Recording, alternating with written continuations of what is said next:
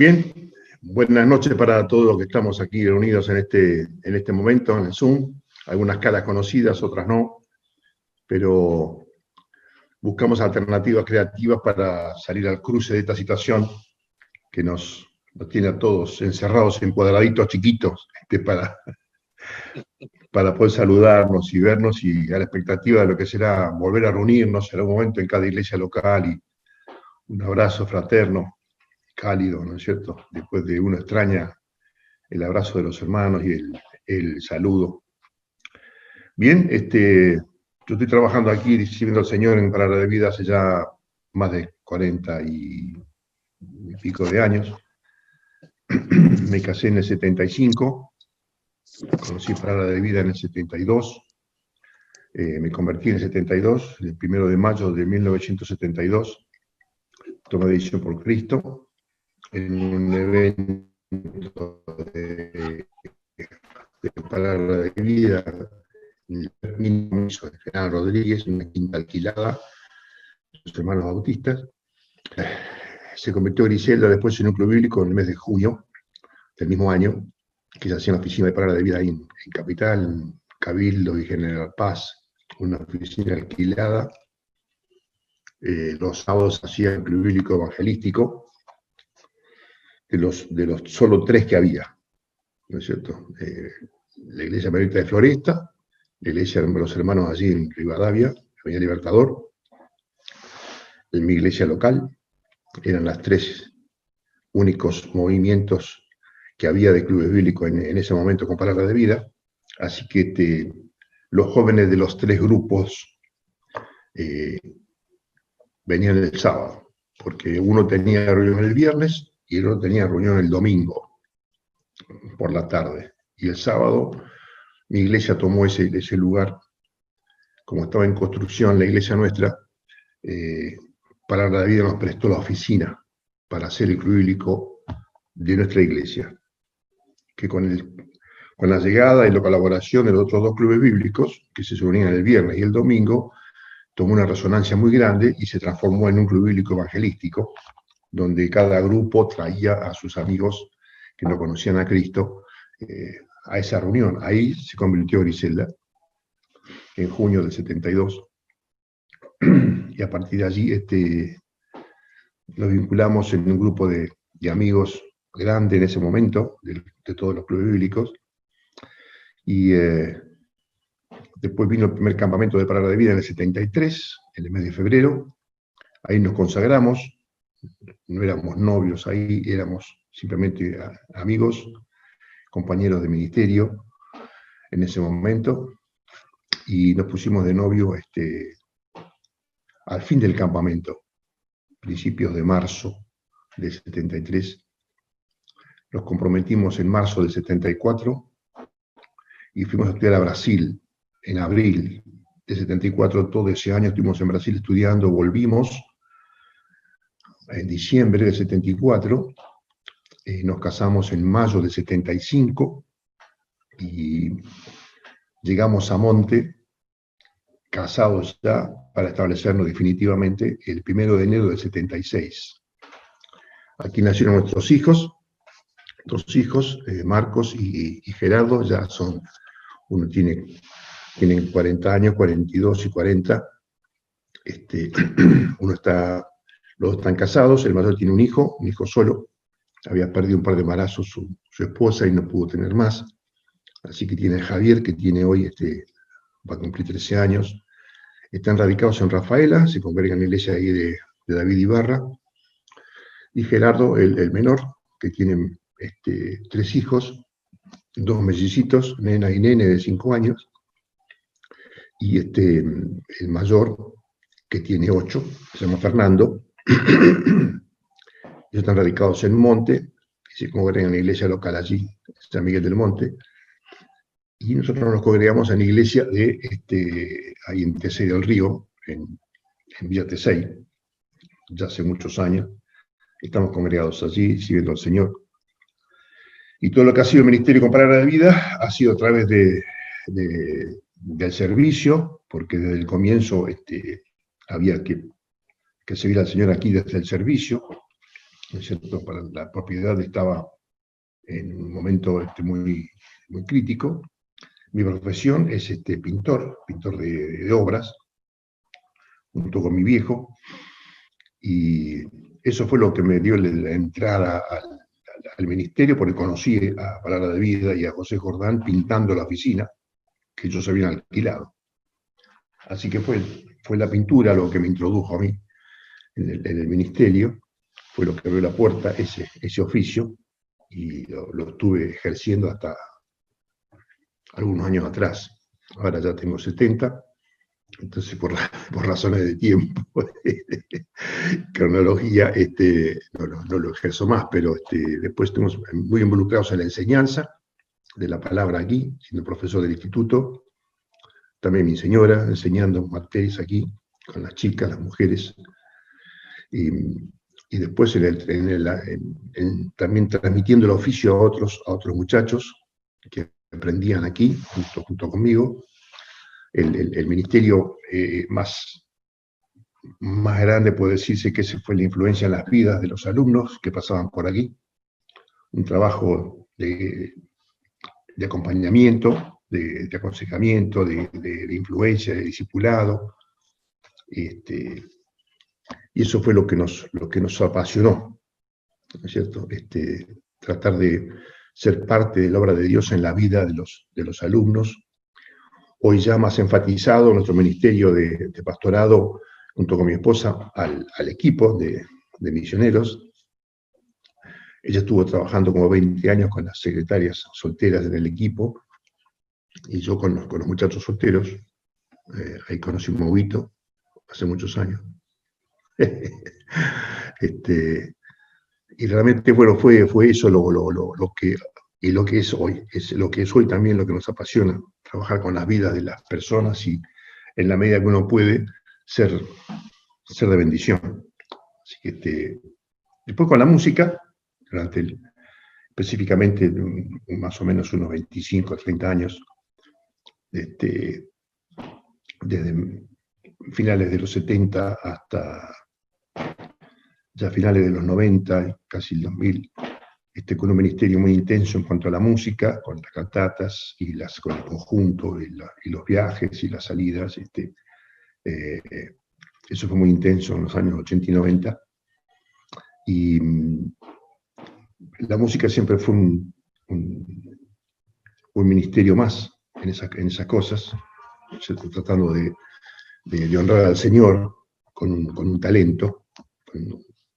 Y bueno, ahora ya no estoy tan involucrado en eso, pero un poco fue la parte de lo que uno es y ha sido sirviendo al Señor.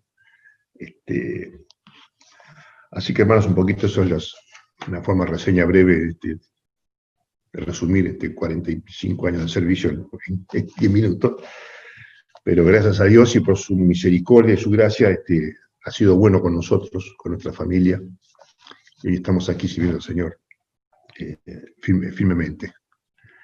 Bien, en esta noche, como reunión de hombres, y siendo la primera en este año, y lo que implica, las implicancias que tiene el hecho de los hombres dentro de una iglesia local, ¿no es cierto? Y dentro de la obra de Dios. Su iglesia es obra de Dios, es la obra de Dios.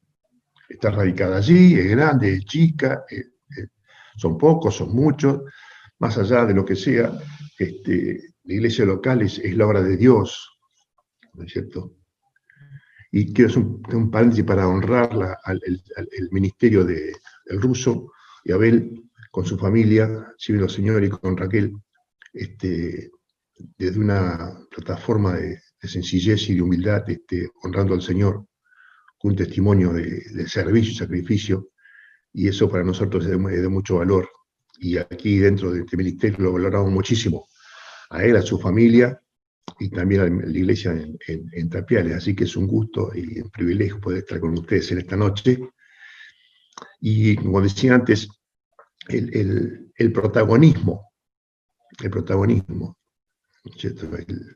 el Señor le dio tanto al hombre como a la mujer una capacidad unos talentos naturales, dones espirituales, aquellos que estamos en Cristo, para estar en el cuerpo, bendecir al cuerpo y hacer crecer al cuerpo. Y también ministrar, servir al Señor. Y el rol de los hombres dentro de una iglesia local es como cabeza de familias, ¿no es cierto? Como cabezas de distintos ministerios que se hacen en el liderazgo, en el ejercicio y esa mayordomía que Dios puso en nuestra mano, ¿no es cierto? De desarrollar y llevar adelante un ministerio, cualquiera que sea, ¿no es cierto? Desde aquello que es evidentemente público hasta aquello que no es tan público, ¿no es cierto? Por eso, a través de la Biblia, en estos minutos que nos quedan, vamos a darnos cuenta que los requisitos y las demandas de Dios y la figura del hombre, y ahí muestro también a la mujer en ese sentido, lo digo en el sentido como ser humano, ¿no es cierto? El hombre y la mujer, ¿no? Enfatizando más al protagonismo del hombre en el liderazgo, Por eso, en Timoteo capítulo, yo lo menciono nomás para no leer todos los versículos, para hacerlo un poco más rápido. Timoteo 2.2, la segunda carta de Timoteo 2.2, dice: esto encarga a hombres fieles que sean idóneos, ¿no es cierto? Esto encarga a hombres fieles que sean idóneos para enseñar también a otros, ¿cierto? Dándonos a entender como una cadena de proyección, de continuidad de lo que es la instrucción bíblica y esa transmisión de vida. Y coloca aquí valores específicamente, evidentemente, en un orden inalterable. Esto encarga a hombres fieles. A veces nosotros como humanos vamos más a la idoneidad, ¿no es cierto? Que el tipo sea capaz. Pero la palabra lo invierte. Dice, esto encarga a hombres fieles, que sean también idóneos. Y es en ese orden en que como hombres desarrollamos y deberíamos desarrollar un ministerio en ese orden, ¿no es cierto? Por eso Pablo dice en Timoteo 4, me tuvo por fiel poniéndome en el ministerio. Me tuvo por fiel poniéndome en el ministerio.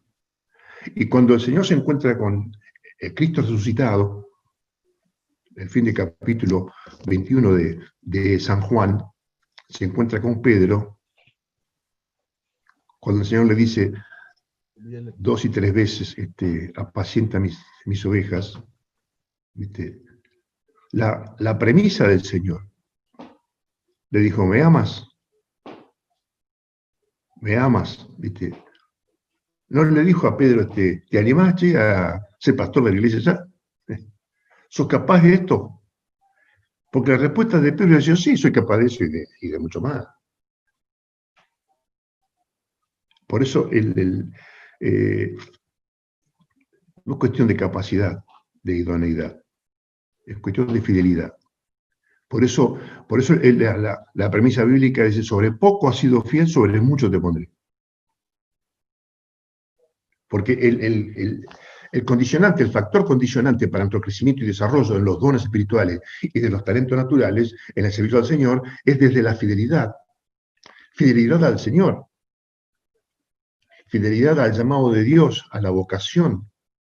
Fidelidad a su obra. ¿No es cierto? Por eso, fíjate, en Hechos 6, cuando eligen los diáconos, en Hechos 6, versículo 3,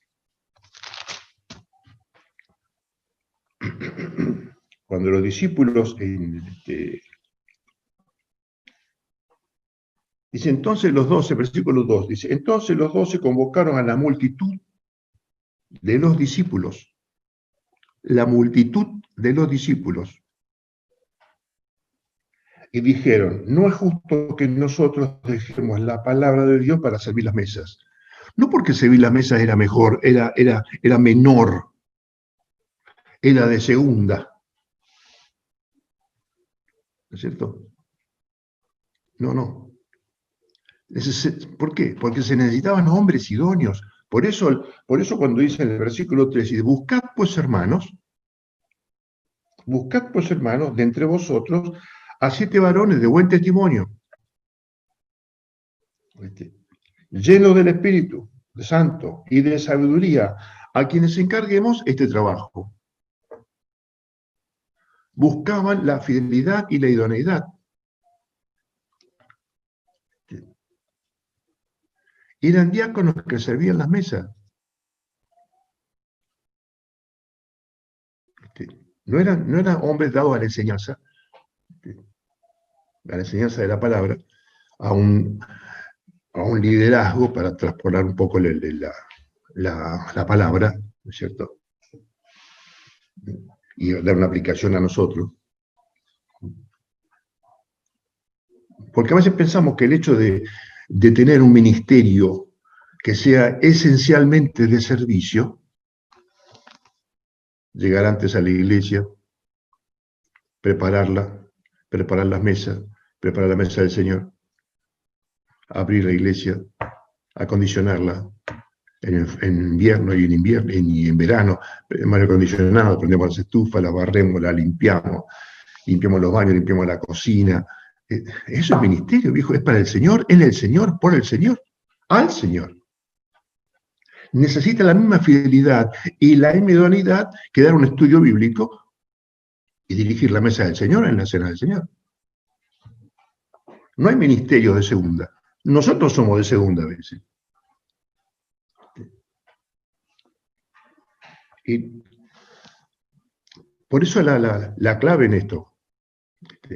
Hombres fieles que sean idóneos. Por eso, fíjate lo que 1 Corintios 16.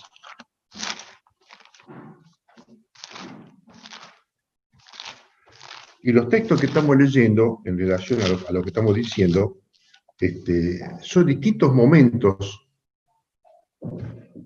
aún hay versículos en el Antiguo Testamento que estamos viendo y que vamos a ver, donde las premisas son las mismas. Distintos hombres, distintos contextos, distintas circunstancias, pero la premisa es la misma. Y lo que la iglesia primitiva en Hechos demandó de su liderazgo, es lo que la iglesia hoy demanda de su liderazgo, es lo que el pueblo de Dios demanda del liderazgo, de los hombres.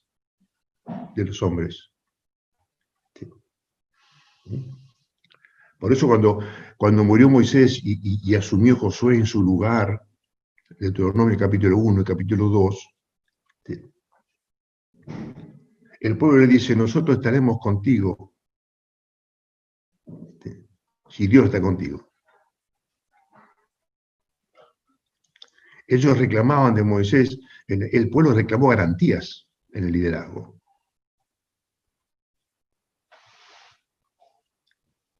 Si Dios está contigo como estuvo con Moisés, nosotros estamos contigo. Porque el pueblo demanda eso como una garantía, como una seguridad. Por eso, 1 Corintios 16, 13, dice, velad, estad firmes en la fe, portaos varonilmente y esforzados. Portaos varonilmente y esforzados. Y en 1 Reyes, capítulo 2, versículo 2, acá nos encontramos con David, hablando con el tema de Salomón. En el versículo 2, versículo 1, nos enganchamos de ahí, dice, llegaron los días en que David había de morir y ordenó a Salomón su hijo diciendo, yo sigo el camino de todos en la tierra, Esfuérzate y sé hombre. Y sé hombre. Hombre en el sentido integral, el más integral sentido de la palabra. No macho, hombre. ¿Viste? Dios usa siervos. No, no macho, yo me la banco. ¿Viste? No, no, no, no pasa por ahí. En el sentido más estricto de la palabra, sé hombre. Hombre. ¿Viste? El portaos vanilmente. Hay una forma de servir al Señor. Hay una forma en que nuestra conducta se hace evidente en el liderazgo y en la comunión y en la interrelación con los demás.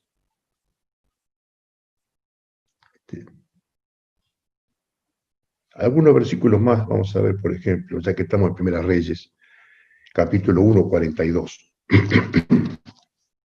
Ahí cito nomás como estábamos recién. Mientras él aún hablaba, y aquí vino Jonatán, hijo del sacerdote Abiatar, al cual dijo Adonías, entra porque tú eres hombre valiente y traerás buenas nuevas. Simplemente la mención, la referencia como un adjetivo calificativo a la condición de hombre. ¿Viste? A la condición de hombre. Hombre idóneo, hombre fiel. ¿Viste? Hombre idóneo, hombre fiel. Sé hombre, portado varonilmente. Y aquí dice, en el versículo 42 que leímos recién, tú eres hombre valiente y traerás buenas nuevas. 1:52, un poquito más adelante, y Salomón dijo, si él fuere hombre de bien,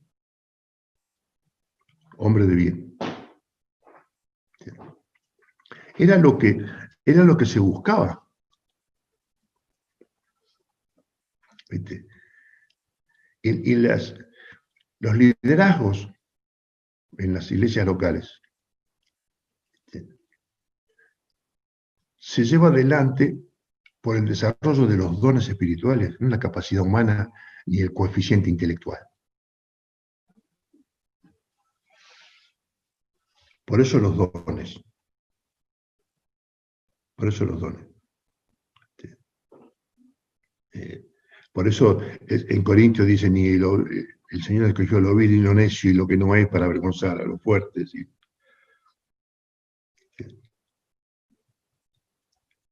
Entonces, el hombre valiente, hombre de bien, en capítulo 2, versículo 9, ya que estamos en Primera Reyes. Pero ahora no lo absolverás, pues eres hombre sabio. Hombre sabio. Hombre valiente, hombre de bien, hombre sabio. Capítulo 9, versículo 22 de Primera Reyes. Iba a decir allí, hombre de guerra. Hombres de guerra. ¿Cuánto quiere decir? Que para cada circunstancia en la vida hay un tipo de hombre. Hay un tipo de hombre. Para cada responsabilidad en la iglesia, donde un ministerio demanda tal o cual requisito, hay un hombre. Hay un tipo de hombre. Y a veces yo entiendo una opinión mía personal, deduzco, considero que el don espiritual, el don que hemos recibido el día que nos convertimos al Señor, el don que Dios nos dio, complementa, perfecciona nuestra personalidad, se manifiesta de nuestra personalidad.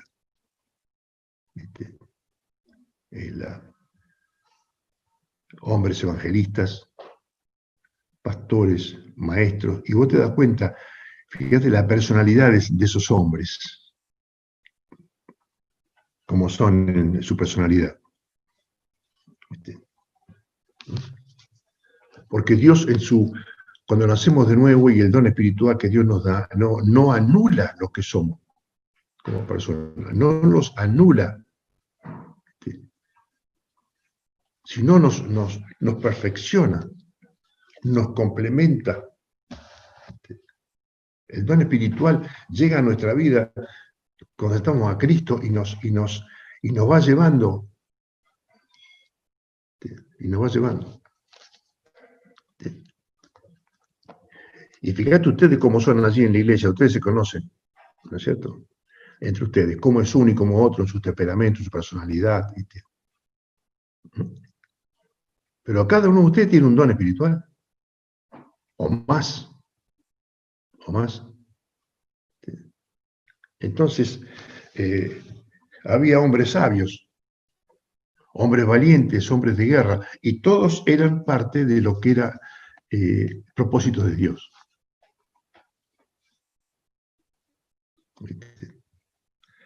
Después va a decir, fíjate, en Segunda Reyes, capítulo 4, un poquito más adelante.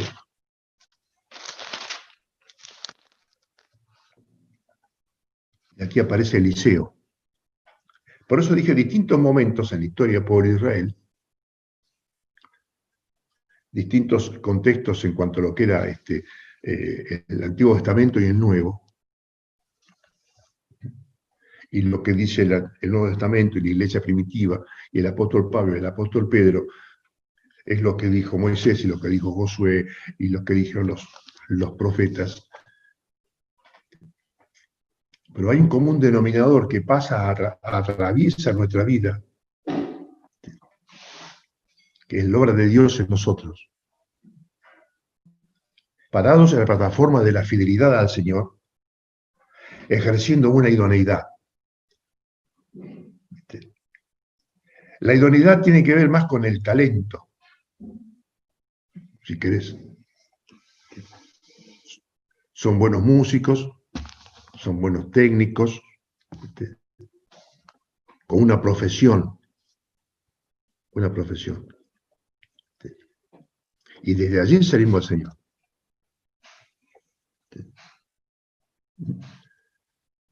Más que nunca en estos días se necesita hombres idóneos en la tecnología. ¿No es cierto? Hacemos este Zoom, y este Zoom tiene que tener un coordinador, un hombre que es idóneo en esto.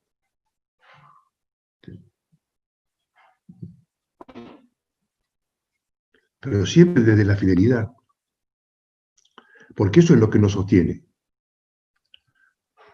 Si no, dejaremos de ser siervos y seremos empleados.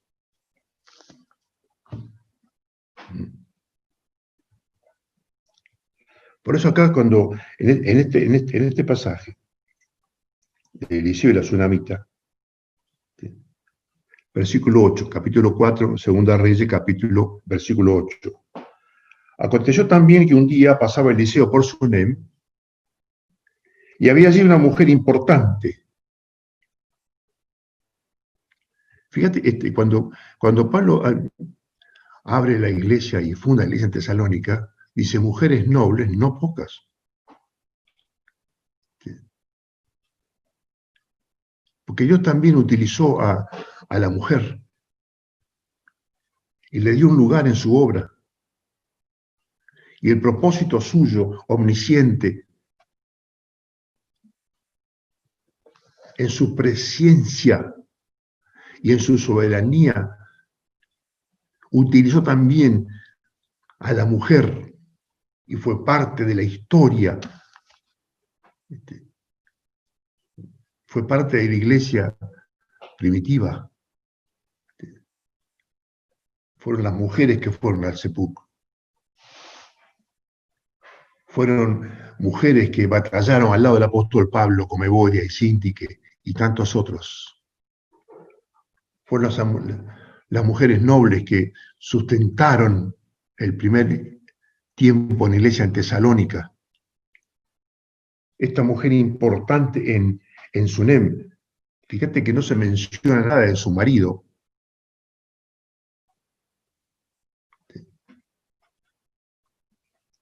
Y había una mujer importante que le invitaba insistentemente a que comiese. Y cuando él pasaba por allí, venía a la casa de ella a comer. Y ella dijo a su marido: he aquí ahora yo entiendo que este que siempre pasa por nuestra casa es varón santo de Dios. ¿Qué te parece? ¿No te gustaría ponerle en la lápida en tu tumba, cuando no estés más en este mundo, y cuando la gente pase por allí y la vea, y dice: mira, este varón santo de Dios? Entonces se necesitan hombres de guerra, hombres valientes, hombres sabios, y hombres santos. Hombres santos. Una iglesia es bendecida, querido, con hombres así. Quizá un poco estas adjetivos calificativos y cualidades que estamos viendo a veces convergen en uno.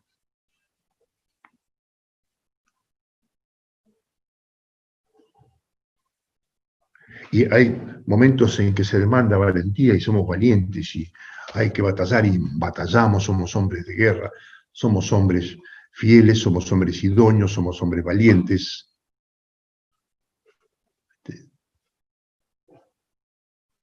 Quizás son distintas facetas de un mismo hombre, más allá que uno lo estudia y como que son hombres distintos, distintos momentos, distintas demandas. Pero también puede ser aristas de tu ministerio. Uno responde en la medida que debe responder a las circunstancias que atraviesa la vida, y a veces se nos demanda valentía, determinación, a veces se nos demanda sabiduría en una decisión, en un consejo.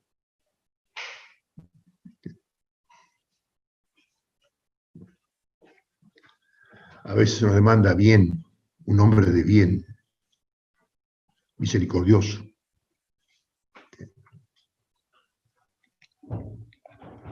Nehemías capítulo 7.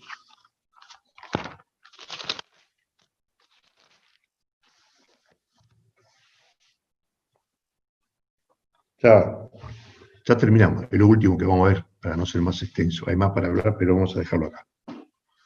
Nehemías capítulo 7. Aquí habla Nehemías cuando ya la ciudad estaba prácticamente y los muros levantados y un poco más ordenada la vida social, la vida política, la economía, estaba un poco más equilibrado todo. Coloca dirigentes, personas que se encargaban de varias cosas. Por eso dice: luego que el muro fue edificado y colocadas las puertas, y fueron señalados porteros y cantores y levitas, mandé a mi hermano. ¿Sabes que Hanani, el hermano de Nehemías, fue el que le dio las noticias en el capítulo 1 a Nehemías?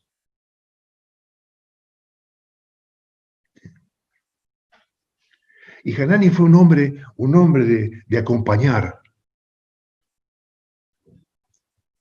Hanani fue un segundo hombre, detrás de un primero que era Nehemías, era su hermano. Sin embargo, el hombre de Dios elegido para esa hora fue Nehemías. Dios puso la mano sobre Nehemías. Y Hanani entendió eso. Si no, siempre hubiera sido ejercido una disputa con Nehemías. ¿Qué te hace gobernador acá? Si yo te traje la noticia, vos estás acá porque yo te dije lo que tenés que hacer. Si vos ni sabías nada de esto, vos estabas tomando vino con el rey de allá y era el copero.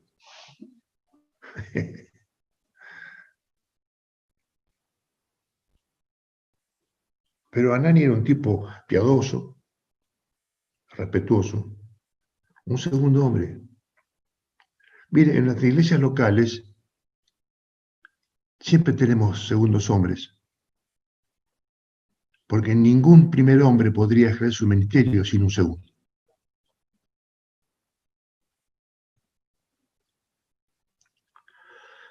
¿Viste la carrera de rally?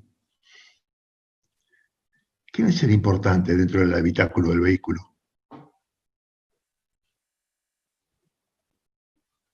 Uno lleva los ojos al que maneja, ¿viste? Pero tenés el tipo que maneja la hoja de ruta, que sabe absolutamente todo. Lo tiene estudiado milimétricamente, técnicamente, que le dice y le avisa lo que está por venir.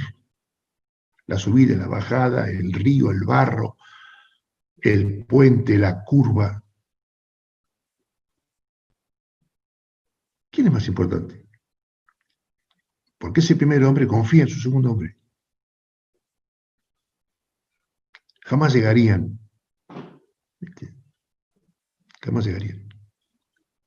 Entonces, nuestros primeros hombres en el liderazgo se nutren de los segundos, y los segundos existen porque están los primeros. Y Hanani era un segundo hombre detrás de Nehemías. Por eso cuando tuvo una oportunidad Nehemías que necesitaba un hombre fiel, lo puso su hermano. Dice, mandé a mi hermano Hanani, versículo 2. Y a Ananías, con H, jefe de la fortaleza de Jerusalén, porque este era varón de verdad y temeroso de Dios, más que muchos, más que muchos, más que muchos. Por eso la fidelidad nos hace excepcionales. Mirá, número 32.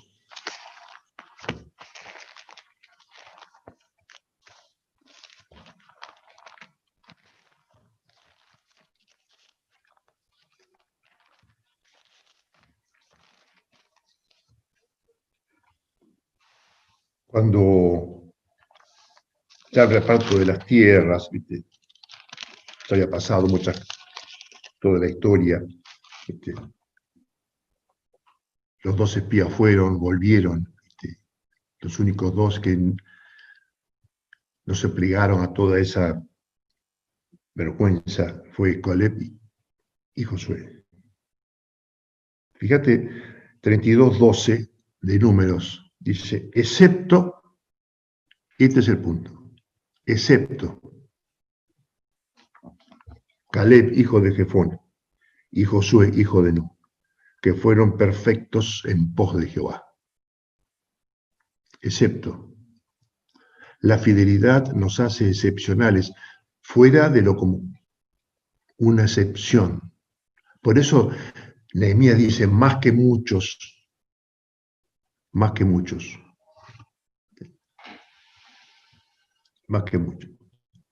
Vivieron lo mismo, las mismas miserias, las mismas adversidades, Josué y Caleb, las mismas luchas, las mismas privaciones, escucharon las críticas, las murmuraciones, vivieron todo lo mismo, vieron las mismas imposibilidades, no negaron la realidad de los comentarios de los demás, de los gigantes y que la tierra y que las... Vieron lo mismo. Porque lo importante, hermano, no es lo que nos pasa, es cómo reaccionamos a lo que nos pasa. Porque nos pasa lo que le pasa a cualquier mortal en la tierra.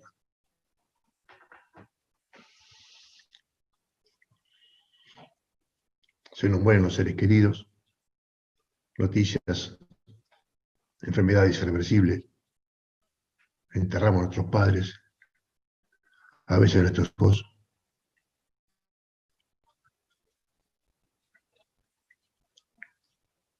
Nos pasa lo que le pasa a cualquiera. La diferencia es cómo reaccionamos a lo que nos pasa, que fue lo que pasó con Josué y con Caleb. Excepto, los hizo excepcionales. lo sacó, ¿viste? Una excepción. Y Nehemías dice que su hermano y el otro, Ananías, eran varones de verdad y valerosos, más que muchos. Estaban un paso más adelante, un escalón más arriba, en el compromiso con el Señor para servir al Señor. Hoy nuestra iglesia en Tapiales demanda eso de los hombres, de los hombres. Hombres fieles, valerosos, fuertes. Por eso termina Daniel 5:11 cerrando ya este estudio.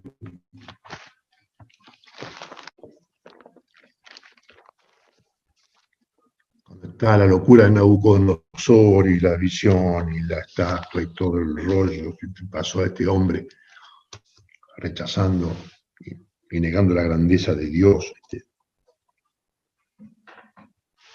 Por eso dice en el 5:11, cuando aparece la escritura en la pared,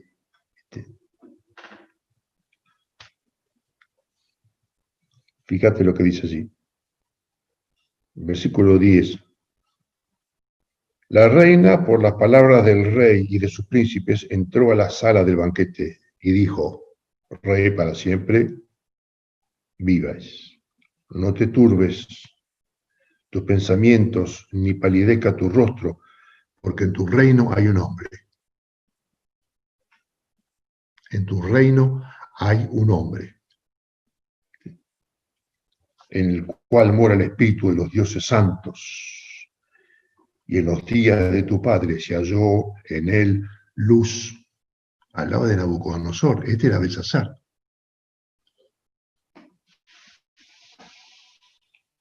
En los días de tu padre se halló en él luz, e inteligencia y sabiduría. Hey, en tu reino hay un hombre.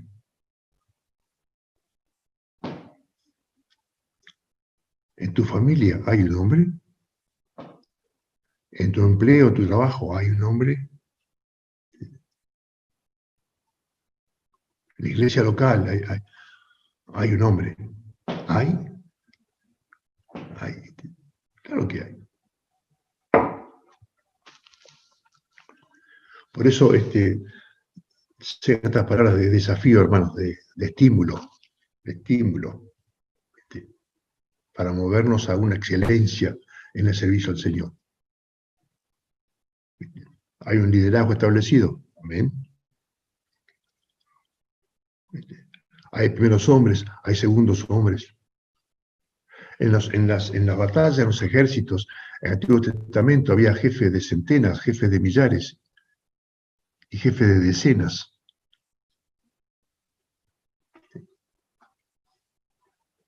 Eso era un orden. Hay gente que era capaz para esto no.